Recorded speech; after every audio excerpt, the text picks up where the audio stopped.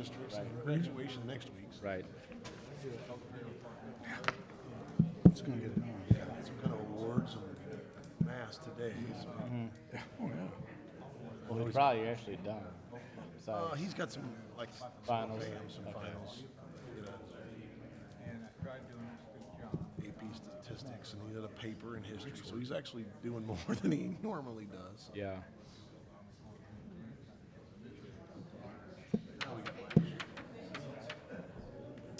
Yep. Chad, you and Hydridge on the library, huh? What? You and Hydridge on the library board now. Yeah. You don't want to be on there anymore? I don't care. It's all right. It's all right. Hydridge, you need to go somewhere. Yeah. I hired 3 librarians in 2 years. You did, Really? you did 2 tours of duty on that? My 2 years of it. Yeah. I hired 3 librarians. Your penance. Library. Yeah.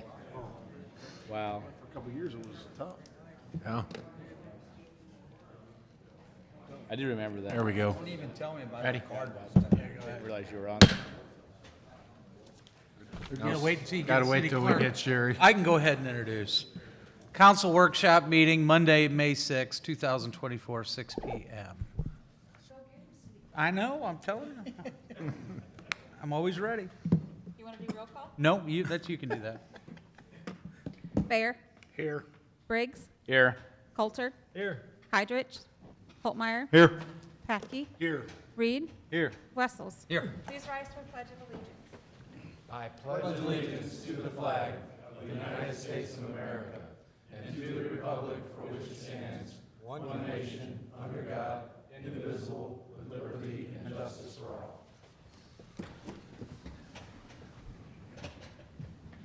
Will all the committee members answer if they have or have not read the minutes of the meeting dated April 1st, 2024? Bayer. Yes. Briggs. Yes. Coulter. Yes. Holtmeyer. Aye. Patkey. Yes. Reed. Yes. Wessels. Aye. Motion to approve. Motion by Patke, second by Coulter to approve. All those in favor say aye. Aye. Motion passes. Presentations 2023 Annual Comprehensive Financial Report. Tammy, going up.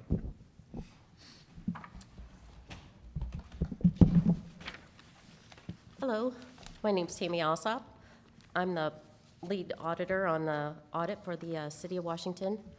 I won't go into as much detail as I did at the Finance Committee, but if you have any questions, I'm sure Mark or Jeff there will help you out a little bit, because we talked a lot about it, so now they're experts, right? We'll just talk a little bit about the audit report.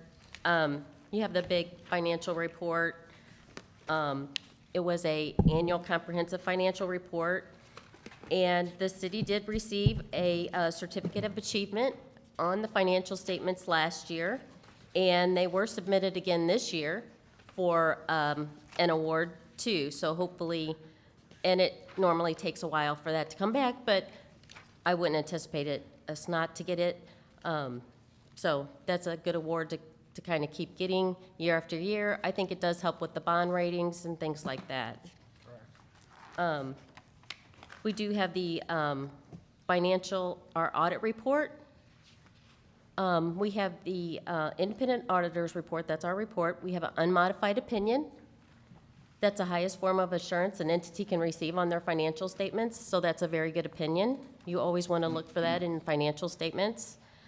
And it says that in the second paragraph in that letter, it says, in our opinion, the financial statements referred to above present fairly in all material respects the respective financial position of the governmental activities, the business type activities, the discretely presented component units, each major fund, and the aggregate remaining fund information of the City of Washington, Missouri as of September 30, 2023, and the respective changes in financial positions and where applicable cash flows thereof for the year then ended in accordance with accounting principles generally accepted in the United States of America.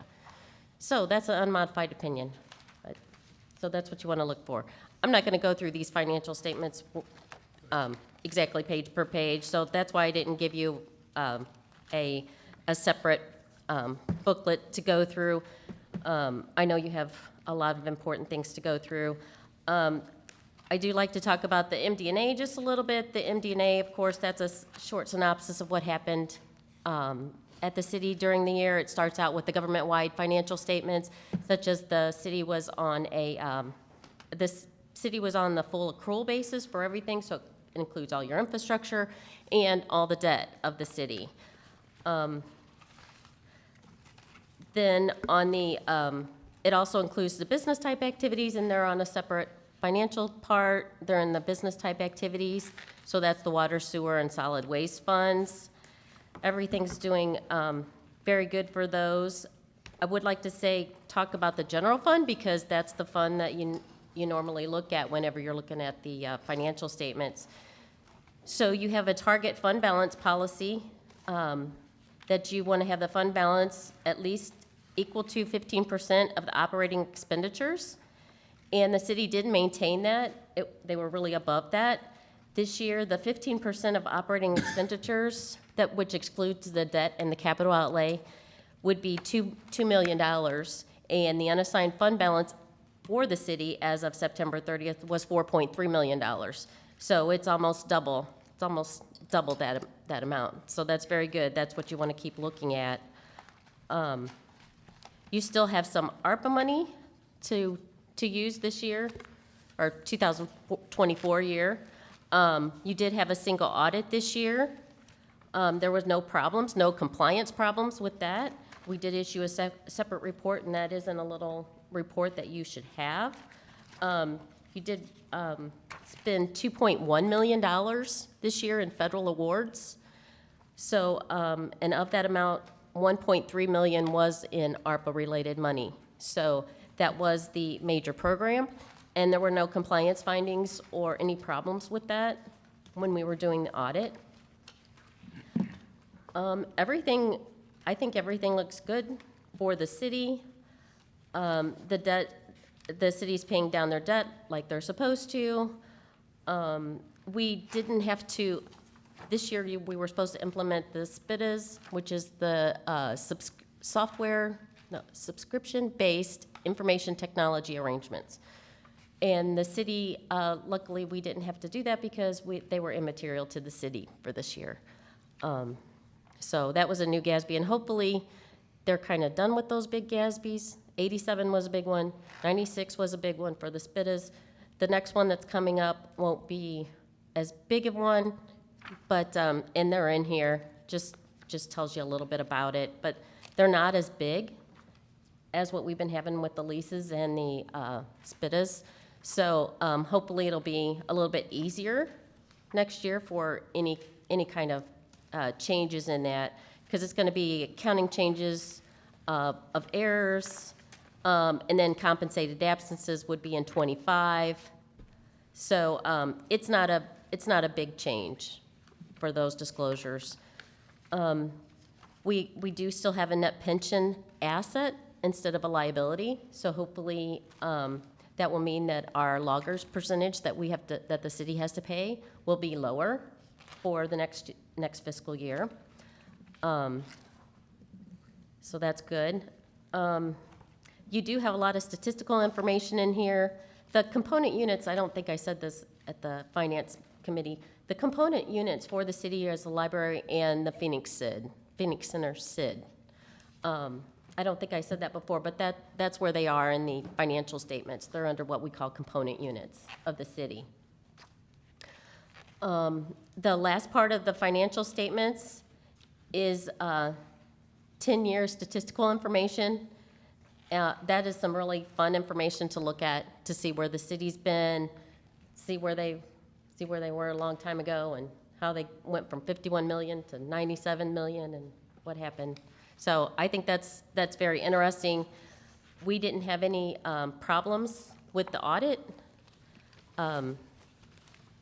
So, of course, except the SPIDAs, but I mean, that's just a GASB problem, not a problem with anybody here working, because I think everybody did a great job in helping us with everything that was going on, and we bother everybody, of course. I know, we even had to bother Sherry. But they're all okay, they're good. They're always really good to help. I know we bother Andrea too, Luke, and she's very good to help us all the time too. And the Finance Committee, I want to thank them. I did at the the Finance Committee meeting, but I did want to tell the board too that I wanted to thank the Finance Office, because I think they did a very, very good job. They do a lot of the work for this award and to get the statements and everything in balance, and they did a very good job, and I do appreciate that. So if you could take that back to them, Rhonda, for me, I would appreciate that. But I don't have anything else. If anybody has any questions for me or anything.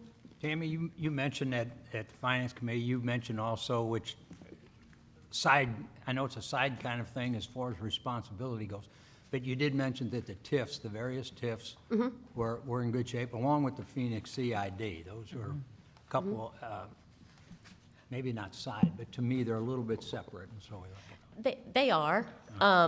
And of course, that debt is not a debt of the city per se, Right. even though it's in the financial statements of the city, that debt. But if the debt is not paid off, there's no obligation by the city to have to pay that, even though it's in the financial statements.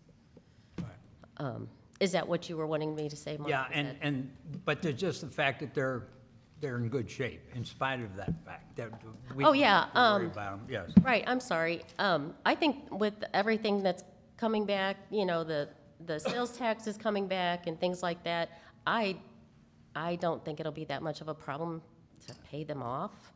Like I said before, I think I told the Finance Committee meeting, I've only seen one so far not pay off.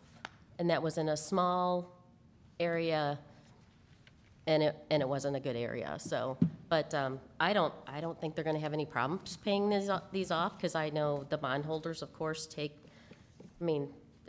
take the responsibility and the blunt of it if they don't pay off. But, Thank you. okay? Anything else? Thank you. Thanks, Tammy. Appreciate it. Thank you. Gateway Fiber.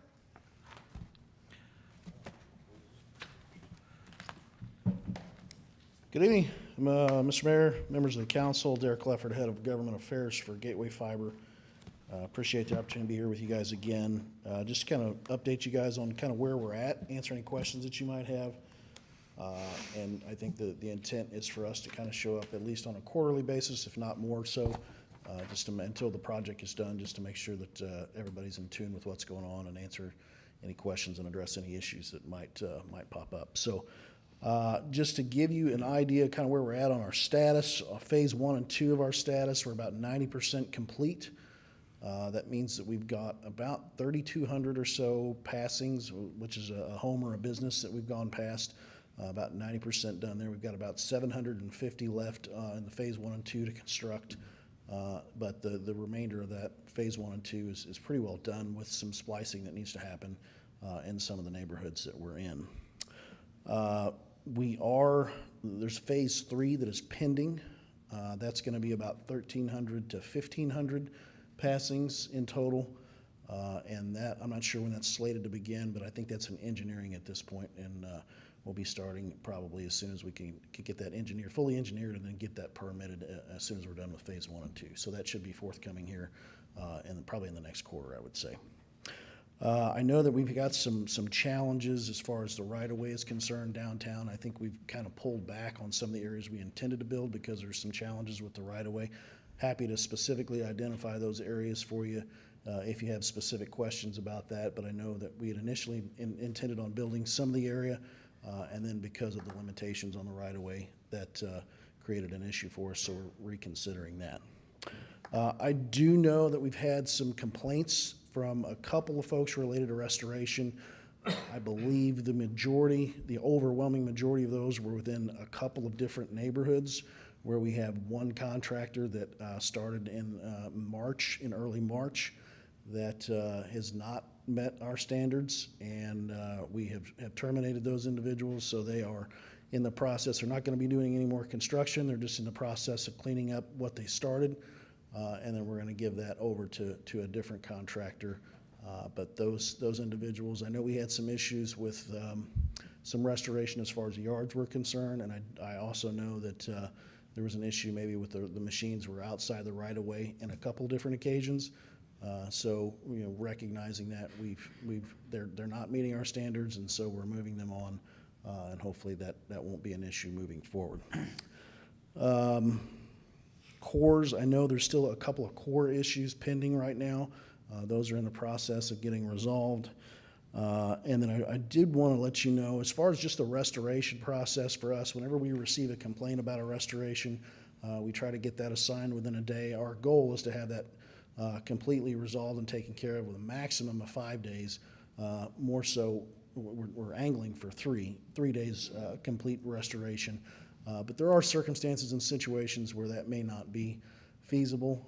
As we get into the summer months and it begins to be really, really hot, and if there's no precipitation, we've got issues with throwing seed down or sod burning up.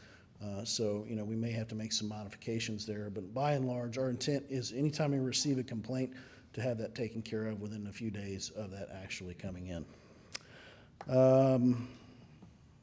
I think that's all I had specifically to mention, just as a general update, but I'm happy to take any questions that you guys might have on anything specific.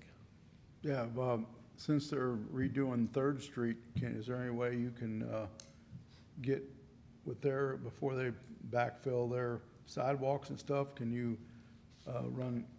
if you're gonna run down Third Street, you can? We are running a portion of Third Street, and that is the, excuse me, the intent is to get in there before you get that all board and done before they repair the sidewalk. We fully intend to do that, yes. Yeah, and if there's any other opportunities where you guys are gonna be doing, already opening something up where it makes sense for us to go ahead and lay this stuff in there so it's not disruptive after the fact, then we would certainly welcome the opportunity to do that. Cool, thank you. You bet. As far as restoration goes, I know he's like seed, sod, burns up, different things like that, but I think more people can contact me about holes left. The holes there, it's 2 foot deep. Sure. They put a half of a orange fence around it and it's in a neighborhood. Yeah. They're afraid of kids, things like that. So we've been through this before and it's just that simple. It's another phone call and get you on it, right? I mean, that's still where we're at. Yep. Yeah, no, and I get on them right away. As soon as I find out about it, I send the crews out there, or I'll even drive out there myself sometimes. It just depends upon, who's in town, where and when, and, I've driven out to these houses several times by myself and put fence up myself if nobody's there, so. We try to address it right. There are some circumstances and situations where that hole needs to remain open for a short period of time, so they can go back in and complete the work, but that should be properly fenced, and if it's not, then we need to know about it so that we can get it resolved. Our intent is to make sure that everybody is safe and there's the least amount of disruption as possible. Yeah. And I know in Stonecrest, we did have an issue that when they put the temporary gravel in there, they didn't put it all the way to the top of the hole. Right. An indentation, so I'd have to have them go back and redo it again.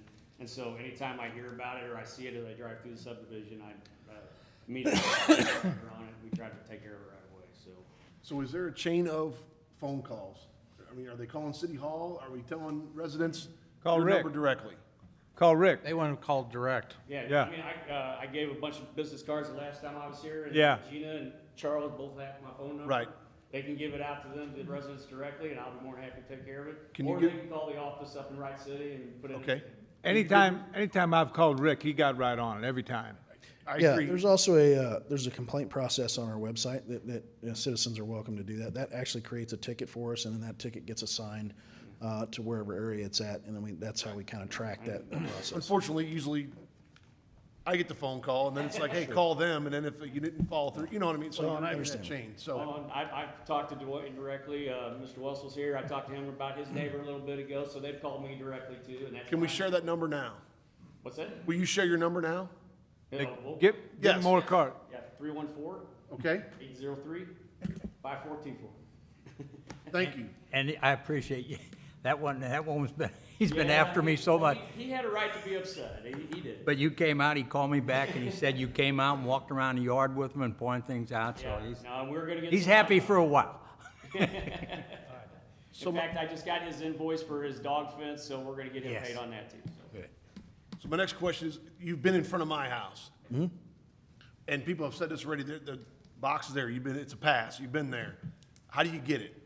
Same So- avenue so you're the- calling? Are you sure. ready to hook up to a house, Yeah, right? so the process, they're gonna have to come back in, probably pull fiber in that area. It has to be spliced, and then we have to make sure that it's lit, depending on where it's coming from, and we have to make sure that it's lit. So once it's lit, then if you've already signed up on the website to become a customer, then once it's lit, it goes into the queue for the install, basically, and we'll contact you and set you up for an I install. think maybe that was a misconception that I got, because if you've already been in front of someone's house, it's not necessarily live. It may not be lit. Yes. Correct. I mean, that was what someone got that answer back, where they've already been here, they dug a hole, I've got my box, but now they tell me it's not ready yet. So the initial disruption that you see, the construction activity that you see initially, that's just putting the conduit in the ground. And then they come back and they pull the fiber through there, and then that gets lit at some point. And when it gets lit is completely dependent on a number of different factors. But once it's lit, then pretty well everybody in that area is eligible. And then it's just a matter of running the drop from the main line to the home or the business. Are your sales good? I'm not 100% certain what our numbers are. I think they're probably okay for us to be planning a third phase.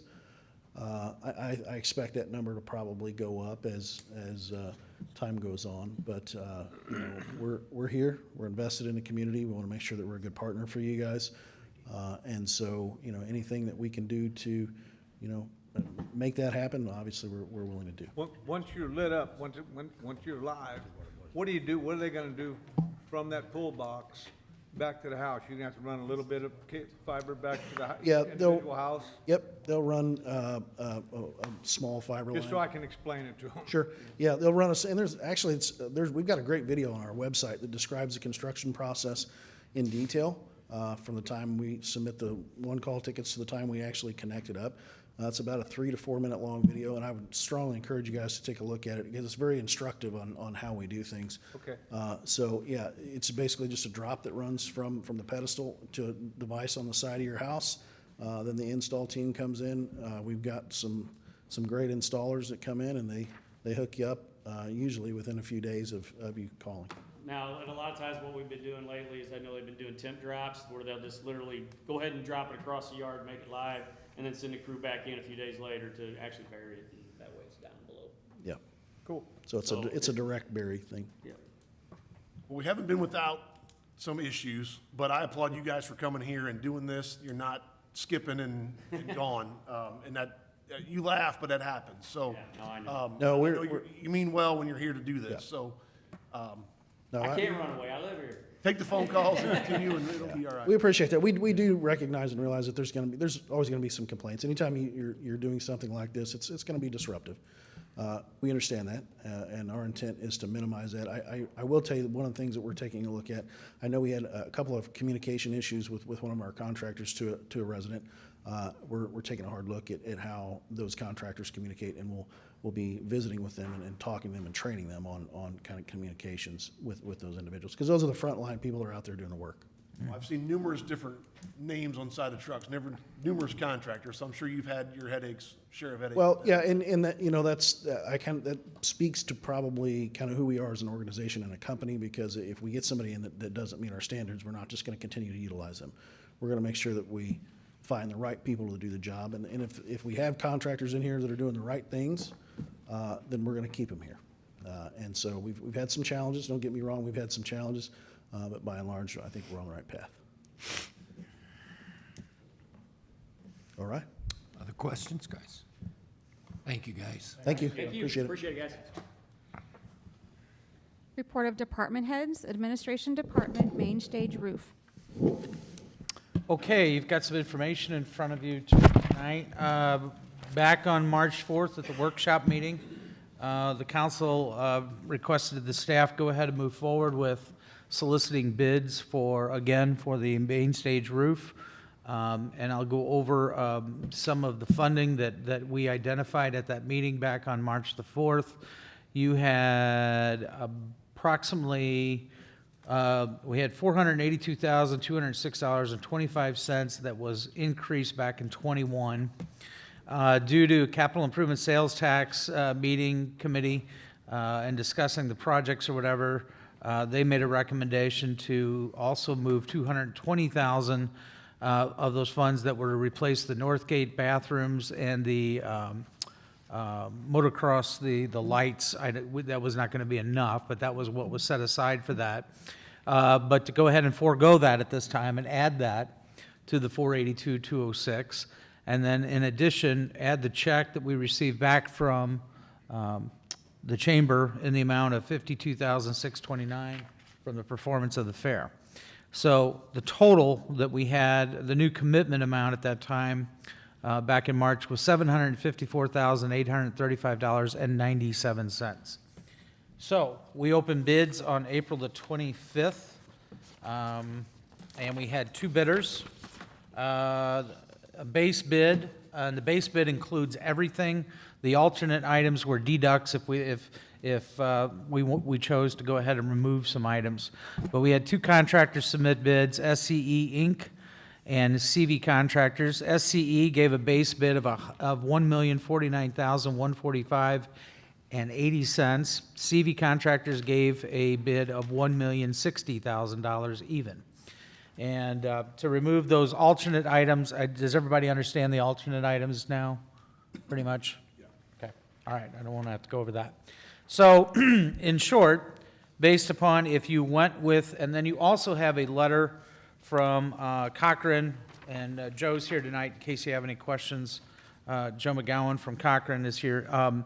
But they also wanted to go ahead and facilitate easier rigging for this system.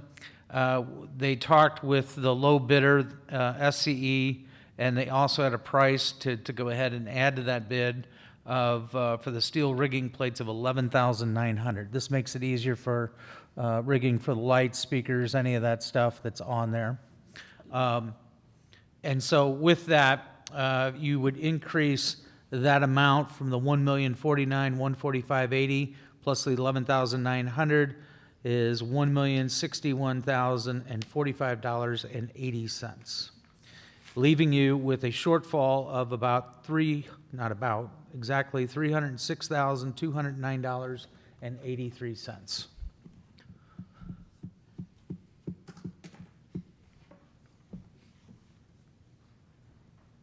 That's all I have with regards to the numbers, unless you have any questions for Joe.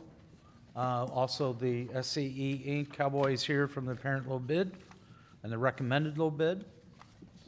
A question. The funds, the other funds that we were picking up that were going towards the restrooms and the lights Right. and so forth.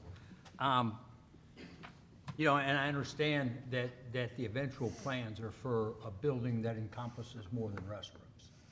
That's been a discussion for Right. a future project possibly out there, yes. To me, this is prohibitive for a roof. But to me, to take those funds then and apply them to one or more of those projects, either take care of the lights down there, or if we can start the other facility, you know, to me, we can't build it all at once, from what I understand that they're hoping for. So if we even do a portion of that facility, the restrooms, for instance, and then later on add to something like that, I don't know. I just think that $1 million something for, and I know it's just under that now, but for the roof, I just think it's prohibitive, that's all. It's, you know, that's a whole lot more than that building cost when it was built. And I know times have changed and steel's up, and I understand all that. Yeah, I guess I go back to, you know, we got the committee together for that reason, because we couldn't do it all.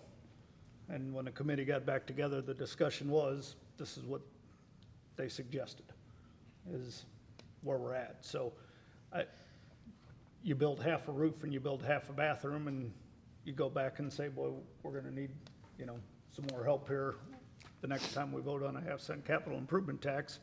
Doesn't make a lot of sense either. So I'm kind of with the committee here, and, you know, it wasn't just one or two people. There was 15 or more people when we got that committee back together, and they all were in favor of shuffling it in this direction, and it still doesn't get us there, so.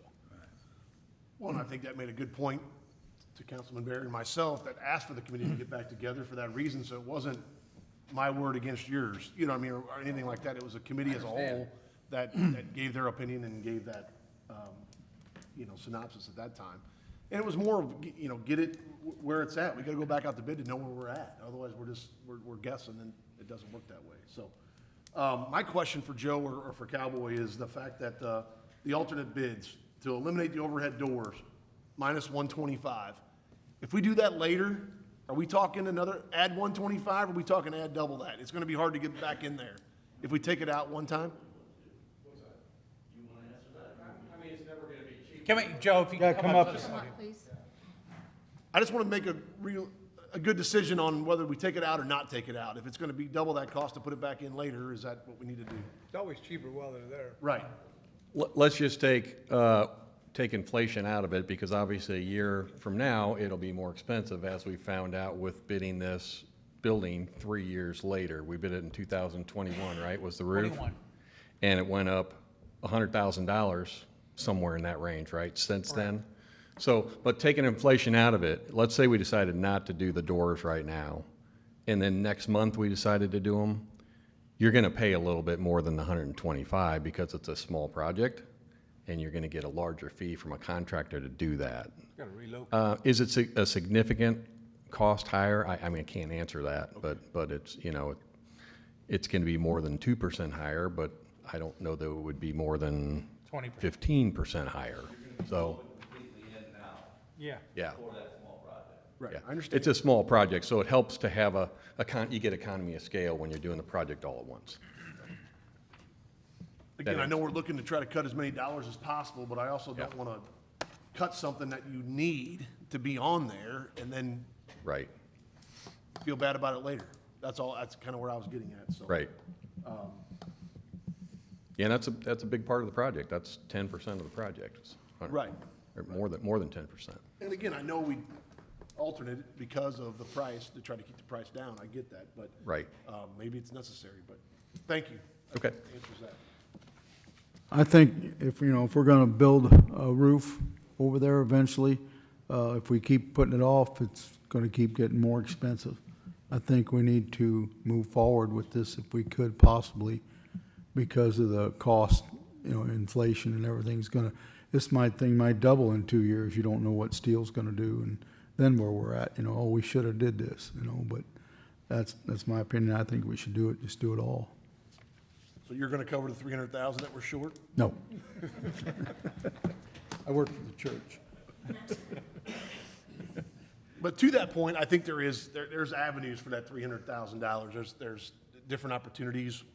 You know, I don't want to speak out of turn here, but Chamber, Fair, those other organizations that use it out there, maybe there's a chance to, you know, loan and pay back and that kind of thing. So those are the kind of, again, my avenue here was to know where we stand, know what the city can do, and then know what we need to fundraise after this in order to make this a reality and make this come true. So I appreciate the numbers and the bidding, and hopefully we can move forward. And again, find an answer for that 300,000 shortfall that we have.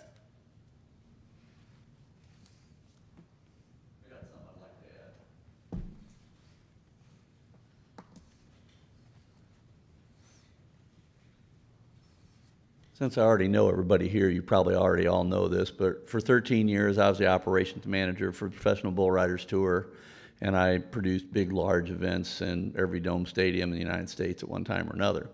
So I know a little bit about shows and rigging, and I know a little bit about what it takes to build a stage roof out there. One of the things that I think you have to really understand is the fair is big enough because they have a week-long run where they bring in large, big acts, and they can afford to build that stage out there and do a show like that.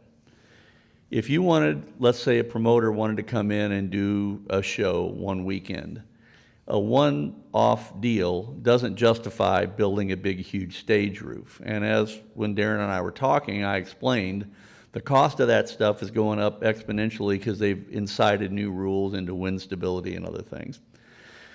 So one of the advantages of doing this, as you look at your cost and how you offset this, is once a roof is there, where somebody can literally rig in a show for a one-off, one Saturday night show of somebody that if you know how these promoters work. They get them on a drive-by. You've got somebody that's going to be in Kansas City on Sunday, and you've got a chance to pick them up on a Saturday, catch them on a drive-by. You've got a one day in, one day out.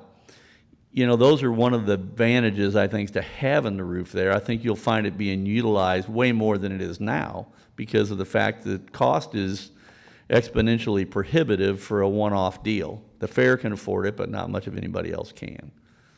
And so anyway, I think that's one thing. I don't know how your finances work on this, but I think it would make it much more appealing to somebody who was a concert promoter who wanted to put a concert on or some kind of a show or something. I think it would give you something you could sell for whatever that's worth. I don't know how your marketing works, but it might help. I agree. Oh, do you got any more questions while I'm standing here? Okay. Thanks.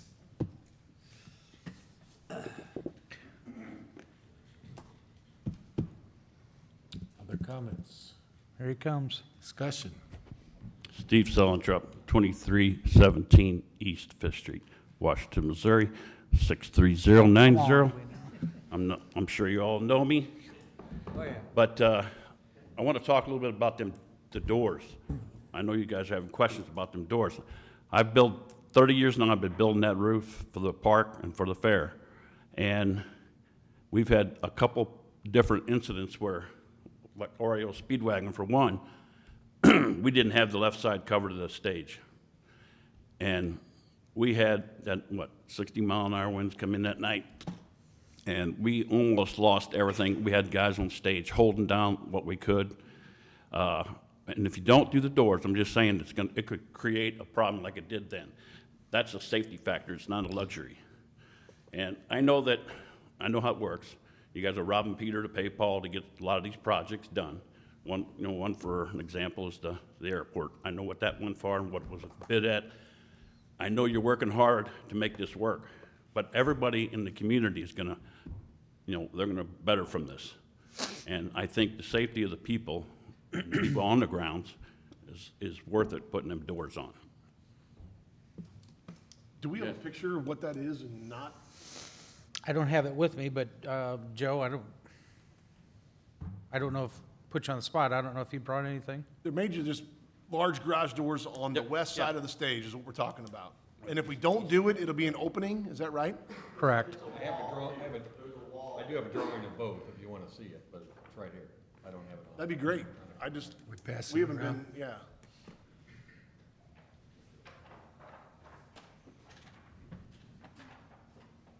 Has everyone else seen this that I'm not? No, I haven't seen it. Okay. That's a picture of it with the door. There's one big one here, which is near the front of the stage, so that would probably, assuming weather's good.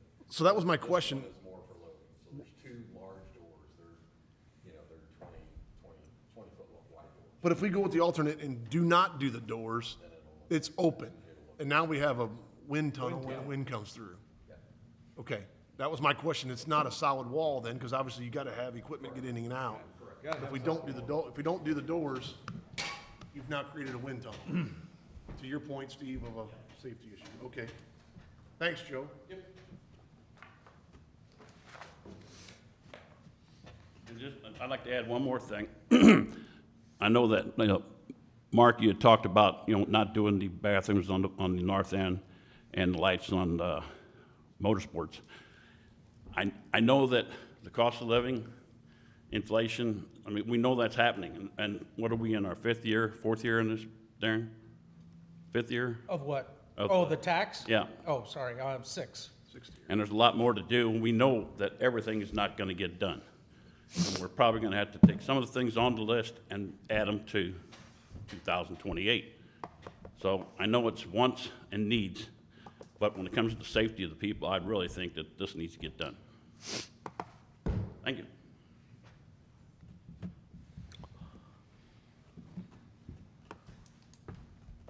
Further discussion?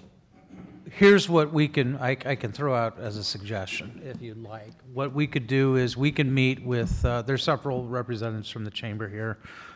We can meet with the chamber this next week, talk about possible funding options, get that back to you then at the second meeting of this month. And then have a contract with an ordinance, assuming we find a solution that you guys can all agree on of how it gets funded. I think we're close enough to where we can make it work. Giddy up. See lots of heads shaking, yes. Yes, I agree. Okay. Need a motion accepting the minutes? I think that would help. Just at least, we'll move forward with that. So moved. Second. Motion by Patke, second by Coulter. Any further discussion till we vote? All right, all those in favor, do we need a roll call with this? No. All those in favor say aye. Aye. Motion passes. Parks Department Riverfront Trail Connection Projects.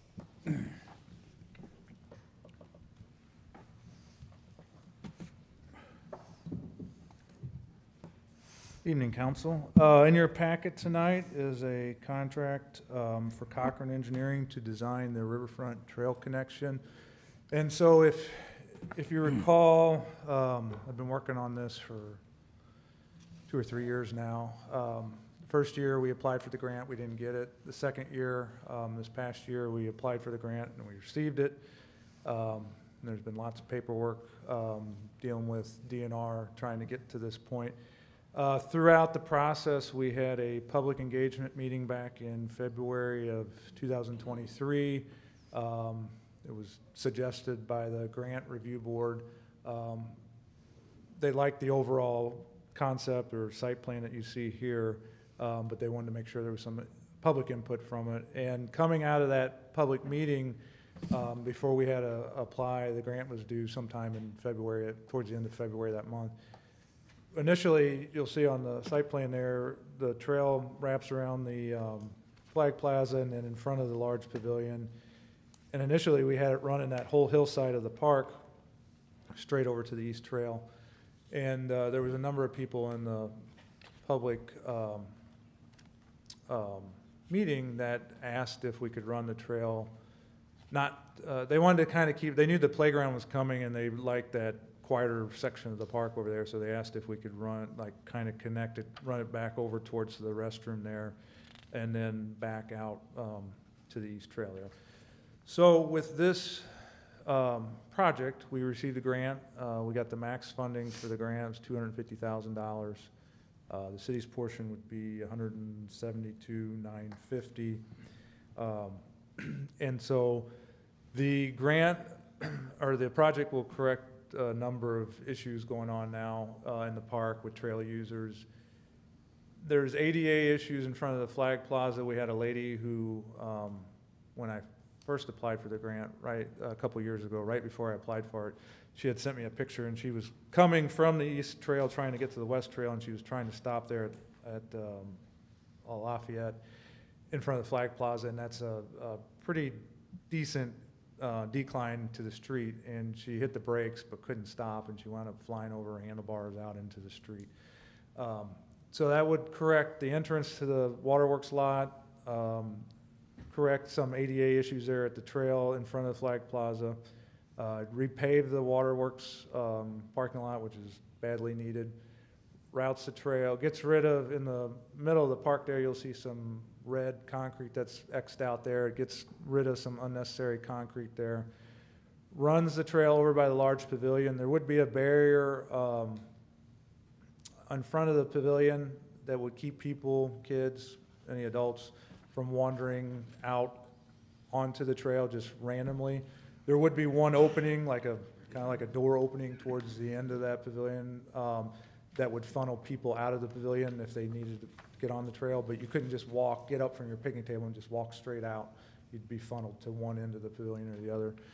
There'd be ballards before, coming both ways, before you approach the pavilion to slow people down when they're riding a bike, running, walking. Then it also gets us ADA compliant family change restrooms that would be open 365 days a year, added on to the existing restroom there. And let's see what else I'm missing here. And it also keeps people during sunset on the riverfront, trail users, from having to battle the crowd in the parking lot. It also keeps bicyclists and other trail users from, if someone would walk out of the Waterworks building from getting hit by a bicyclist or runner. Same thing, sometimes we also have to drive through there, or we have in the past, past the bathrooms to get to the East Trail. This plan, this rerouting of the trail around the pavilion also helps the water department. It would allow them to get to their pump house when the lower lot is flooded, like now. And so it would be poured in concrete, I think 6 inches, enough for big trucks to be able to drive on the trail and get out over to the pump house. We would also work in-house. We try to do some of the demo work ourselves, whatever we can. And then engineering has also said they would assist us with anything that they could do in-house to kind of keep some of the costs down.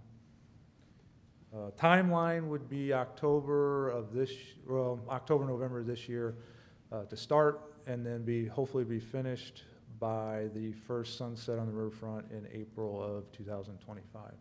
So the end of April 2025. I guess questions? I like it. Just to add to Wayne's point, through park board meetings, it's changed a few times, and trying to get it to go next to the waterworks building for so long, and then, like he said, straight over to the parking lot. Again, through a lot of discussions and meetings, things had changed, and it makes sense. I understand the ADA thing coming out, going down the hill is not gonna be good. Coming up there where you're at now will be wonderful, yeah. I Makes it like it. better. The concern of the trail right next to the pavilion, and like to Wayne's point, the fence along there, so the kids aren't just running out on the trail in front of someone. So a lot of that stuff's been thought about, so good for those.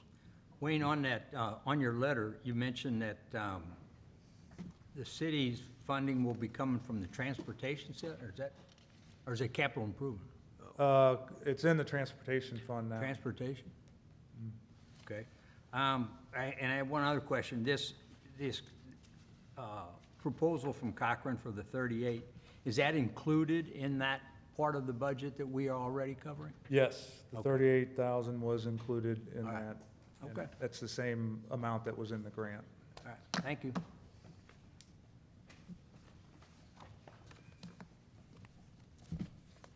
Okay, we need a vote for. Need a motion to move on? I'll make a motion to move it on to council. Second. Motion by Bear, second by Patke to move it on to council. All those in favor say aye. Aye. Motion passes. Thank you. Thanks, Wayne. Bikes or transportation? Can I go into executive? Pedestrians? We got time to get anything killed. We do. We have an executive, yes. Executive session, public vote on whether or not to hold a closed meeting to discuss personnel, legal, or real estate matters pursuant to section 610.021 RSMO 2000. Charles? Bear? Yes. Briggs? Yes. Coulter? Yes. Holtmeyer? Aye.